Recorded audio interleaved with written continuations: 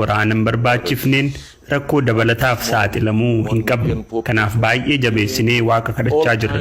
Waraanni kun dafee akka xumuramu. Kun nama eenyuufuu gaariidha. Wal waraanuun olitti wantootni hojjechuu qabnu jiru. We have better to do than fighting each other.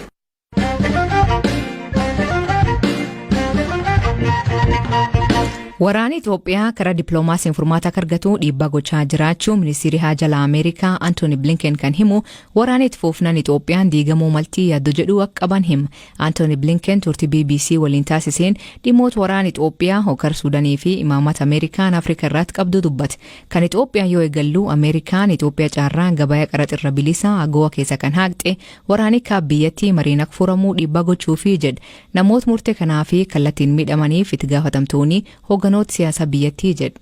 Under the terms of AGOA itself. Seera AGOA mataasaa jalatti biyyi sarbamni mirgoota namoomaa hamaan keessatti raawwatamaa jiru AGOA irraa fayyadamuu akka hin dandeenye tumamee jira. Bu'uura kanaan wanti amma Itoophiyaa keessatti ta'aa jiru hanga amajjii tokko yoo itti fufu ta'e akkaatuma seerri jedhuun faayidaa Itoophiyaan silaa AGOA irraa argattu kan haga bara 2025 itti fufuu malu dhaabbiin haquu qabna. Waa'ee namoota murtee kanaan kallattiin miidhamanii dhugumatti isaaniif gaddi nutti dhagahama. Gargaarsi namoomaa dhaqqabuu qaba jennee kawwatu waamnuuf uummataaf waan gaddinuuf mirga isaaniifis dhaabachaa jirra.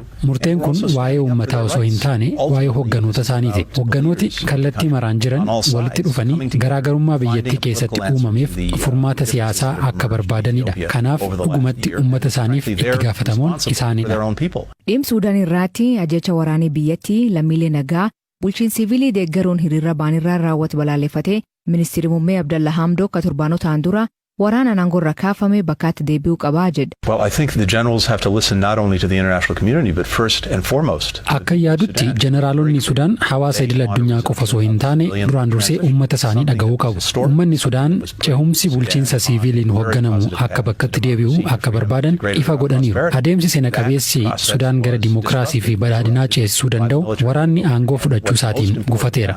Amma wanti murteessaan hoogganoonni waraanaa Sudaan uummata isaanii irraa akkasumas hawaasa idil addunyaa irraa dhagahuu qaban cehumsa bulchiinsa siviiliin hoogganamu bakkatti deebisuudha. Ministeerri muummee Sudaan nama beekamtii seeraa qabudha jedhee yaada. Kanaaf inni aangoo isaatti deebifamuu qaba. Dabalataan namoonni hidhaman gadhiifamuu qabu. Hunda caalaa garuu hokkorri adeemaa jiru dhaabbachuu qaba. Kaleessa cehumsa gara dimokiraasii deeggaruun sababa sagalee isaanii dhageessisaniif qofa namoonni hedduun ajjeefamuun gonkumaa fudhatama hin qabu.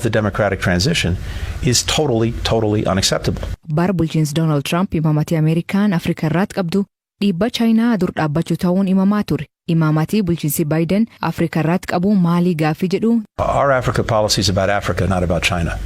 It's about the Imaammanni nuti Afrikaa irratti qabnu waa'ee Afrikaati malee waa'ee Chaayinaa miti. Waa'ee hariiroo Ameerikaa fi biyyoota arditti hunda waliin qabnuti. Kunis dhugaa bu'uuraa tokko irratti kan hundaa'edha. Gaarummaa uummata keenyaaf jecha wanti addunyaa irratti hojjechuu feenu martisaa Afrikaa malee milkaa'uu hin danda'u. Waa'ee jijjiirama qilleensaa yoo haasofnu Afrikaan qaama furmaataa ta'uu qabdi. Waa'ee weerara dhukkuba COVID-19 yoo kaasne Afrikaan qaama furmaataa ta'uu qabdi. Dhimmoota kana lamaan irrattuu michooma tolfachaa jirra. Waa'ee dinagdee hirmaachisaa yoo haasofnu uummata dargaggeeyyii fi lakkoofsa uummataa biliyoona tokko ol kan qabdu Afrikaan dirqama qaama furmaataa ta'uu qabdi. Yeroo dimokiraasiin daddaqamaa jiru kanatti waa'ee dimokiraasii fi mirgoota namoomaa yoo kaasne Afrikaan qaama furmaataa ta'uu qabdi. Dhimmoota kana hunda irratti michooma ijaaruu feena. Asirratti wanti dhumaani jechuu fedhu kuni hundi dargaggoota irratti xiyyeeffate. Uummanni Afrikaa ammoo irra hedduun dargaggoota. A lot of this, as I said, is grounded in young people, precisely because the population is so young. Dhaggeeffattoota sagantaa narraa ganumaa waliin turuu keessaniif ulfaadha isaniin jenna. Mammaansi galgal kanaa gurri dabarsuu ollaa walitti naqii hammaanii kooment keessan nu beeksisa. Sagantaa kan qophees Beekaa Toomaa gam teknikaatiin Oskar Bunga keessaniif dhiyeessan asli galgalooti akborisaatti akkana nagaa waaqa kee bulaa oraa bulaa deebana hangafamaan dhan bulaa.